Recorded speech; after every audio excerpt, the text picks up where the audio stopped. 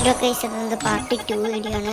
Diamond കറക്കാം യുവ gun കിട്ടാറില്ല നോക്കാം. കസി മുഞ്ചിച്ച് ഇത്ര ഡയമണ്ട് ഉള്ളൂ. പിന്നെ ടോപ്പ് ആക്കാൻ പറ്റി നോക്കി. പക്ഷെ ബഗ് അടിച്ചു. ടോപ്പ് ആക്കിയിട്ട് വരാം. പക്ഷെ പറ്റാനില്ല. അപ്പോൾ പിന്നെയും സ്പിൻ